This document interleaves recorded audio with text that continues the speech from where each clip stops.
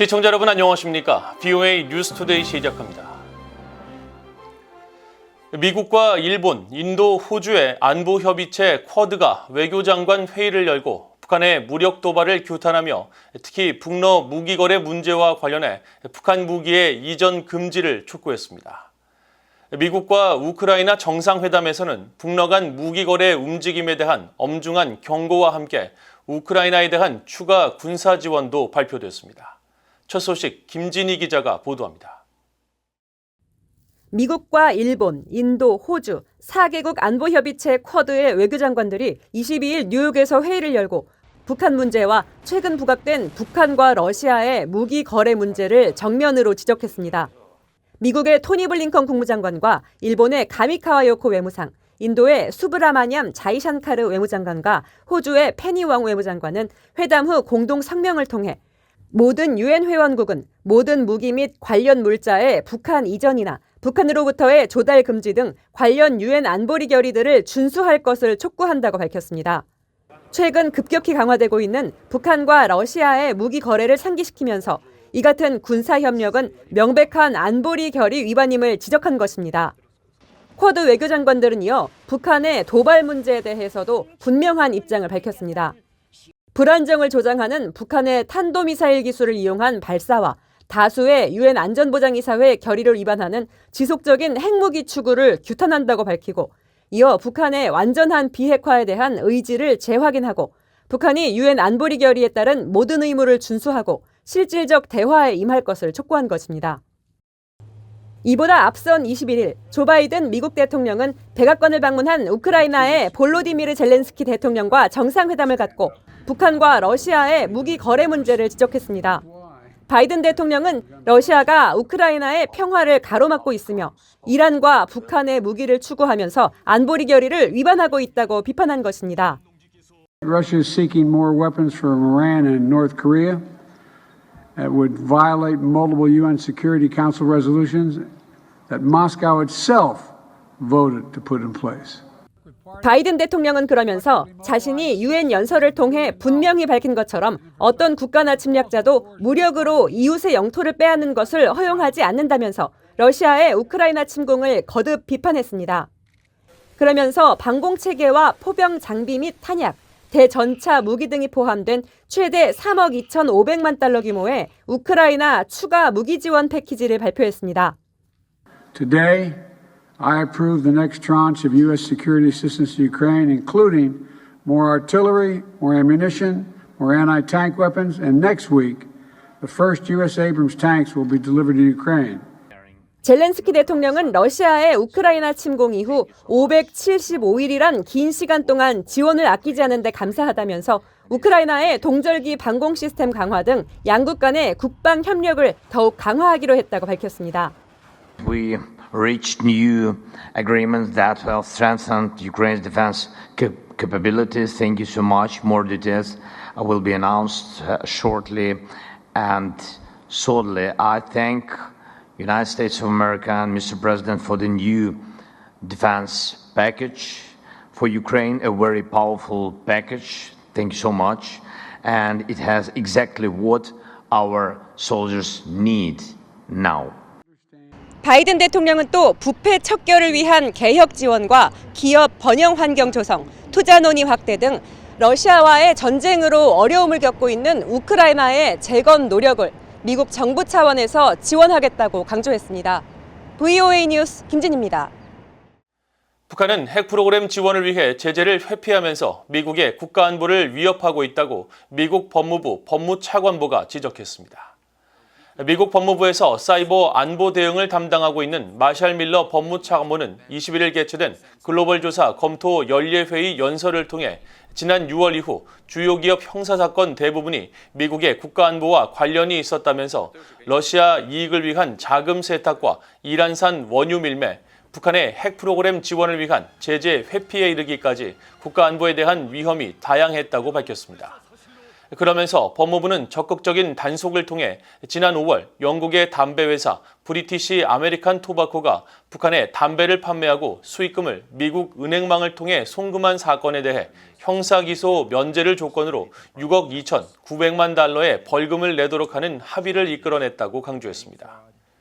밀러 법무차관보는 이어 독재국가에 의해 통제되는 일부 지역에서 이들과 사업을 벌이는 기업들은 미국의 안보에 심각한 위험을 초래할 수 있다고 경고하고 국가안보법을 규정 준수 위험 목록에서 최우선 순위에 둬야 한다고 강조했습니다. 미국 합참의장으로 지명된 찰스 브라운 공군 참모총장이 상원 인준을 통과했습니다. 미국 상원은 20일 찰스 브라운 합참의장 지명자에 대한 인준안을 본회의 표결에 붙여 찬성 83표, 반대 11표로 통과시켰습니다. 브라운 합참의장 인준은 지난 5월 조 바이든 대통령이 마크 밀리 합참의장의 후임으로 공군 참모총장인 브라운 장군을 지명한 뒤 약 4개월 만이며 트럼프 행정부 시절인 2019년 10월 합참의장에 취임한 밀리 의장은 4년 임기를 마치고 오는 30일 퇴임할 예정입니다. 2020년 흑인으로서는 처음으로 미군 참모총장이 된 브라운 지명자는 약 20년 전 콜린 파월 전 국무장관에 이어 미국 역사상 두 번째 흑인 합참의장을 역임하게 됐습니다. 미군 합참의장은 군 통수권자인 대통령과 백악관 국가안전보장회의 NSC의 군사 자문 역할을 하는 중요 직책이며 앞서 브라운 지명자는 지난 7월 상원 군사위 인준청문회에서 합참의장이 되면 북한의 위협에 맞서 미한이 삼국 협력을 강화하겠다고 밝힌 바 있습니다. 미국의 정보기관 중 한 곳인 국가지리정보국이 위성사진 분석을 통해 북한이 강조한 단백질 공급원 확대 조치 성과에 의구심을 나타냈습니다. 가축 농장의 실제 생산량이 불분명하고 농장 현대화도 성과가 없다고 분석했습니다. 안소영 기자가 보도합니다. 미국 국방부 산하 국가지리정보국이 21일 공개한 북한 내 가축 농장의 위성사진 모습입니다. 북한이 지난 2018년에서 2021년 사이에 지은 가장 모범적인 가축 공장으로 알려진 광촌 양계장의 모습으로 둥근 원 안쪽으로 대규모 가축 농장 예정 부지가 보입니다. 국가지리정보국은 지난해 초 북한의 김덕훈 총리가 현장을 방문해 독려한 이후 현대적 건물과 주택이 인근에 들어서는 등 활동이 증가했다면서도 가축 생산량과 관련된 활동은 여전히 불분명하다고 지적했습니다. 또 북한 내 대규모 토끼 가축 농장인 평원 토끼 농장도 지난 20년 동안 건물과 부지 내 위치 변화를 제외하고는 전체적인 수용 능력의 변화가 위성 사진을 통해 감지되지 않았다고 진단했습니다. 또 북한 전역의 4곳에 불과한 대규모 돼지 사육 농장도 지난 2013년 이후 추가되지 않았으며 기존 시설도 노후에 실제 생산량 증대 효과는 의문이라고 지적했습니다. 보고서는 그러면서 북한 당국은 영양 실조가 만성화되고 식량 안보가 불안정한 상황에서 단백질 생산량을 늘리는 것이 최우선 과제라고 말해왔지만 위성사진 분석에 의하면 이런 노력이 얼마나 성공적이었는지는 불분명하다고 말했습니다. 또 북한 당국이 모범 사례로 선정한 시설에서 최소한의 확장 움직임이 관찰됐지만 역시 실제 재고와 생산량이 얼마나 되는지는 미지수라고 분석했습니다. 아울러 오래된 농장을 현대화하거나 확장하려는 노력도 그다지 눈에 띄지 않는다면서 앞으로 현대식 농장이 새롭게 추가될지 관련 사업이 어떤 속도로 진행될지 의구심이 있다고 지적했습니다. 미국 국가지리정보국은 국방부 산하 정보기관으로 정찰위성과 무인 비행기 등을 통해 촬영한 고해상도의 항공사진과 영상을 분석해 북한 등 세계 각국의 정보를 수집하고 분석하는 역할을 담당하고 있습니다. 미국 국가지리정보국과 함께 이번 보고서 작성에 참여한 일리아나 레그논 스팀슨 센터 연구원 겸 38로스 편집위원은 22일 VOA에 미공개 이미지와 정보를 사용해 북한 경제에 대한 새롭고 시의적절하며 정확한 보고서를 작성하기 위해 공동 분석을 진행하게 됐다고 설명했습니다.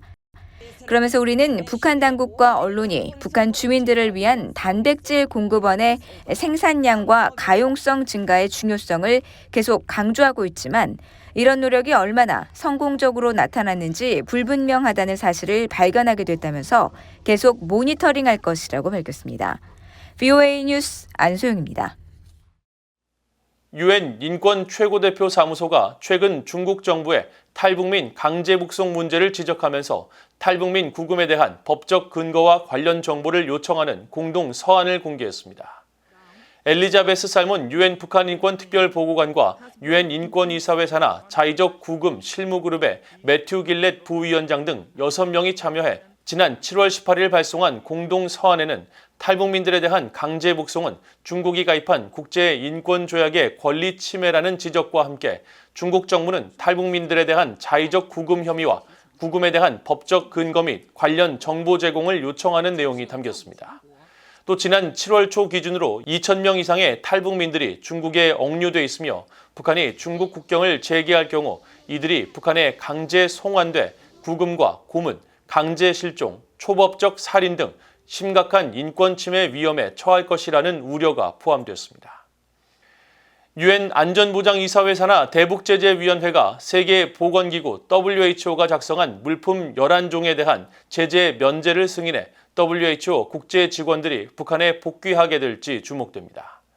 대북제재위원회는 22일 홈페이지를 통해 이번에 제재 면제를 받은 물품은 WHO 평양사무소에서 직원들이 사용할 7만 6천 달러 상당의 랩톱 컴퓨터와 프린터, 라우터 등 컴퓨터 정보통신 장비 50점이라고 밝혔습니다.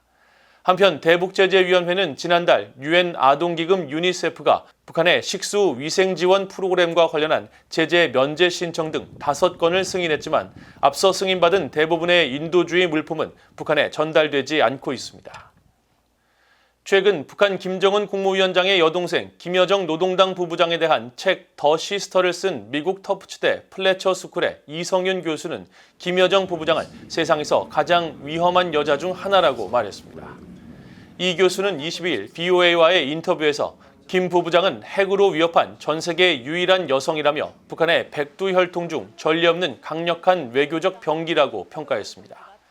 또 북한은 산업화를 이루고 문맹률을 퇴치한 국가임에도 주민의 절반 이상이 굶주리는 전 세계 유일한 나라라면서 이제 북한 주민도 북한 정권의 실체를 알아야 하며 그런 과정에서 VOA 미국의 소리 방송 등 대북 방송의 역할이 중요하다고 강조했습니다.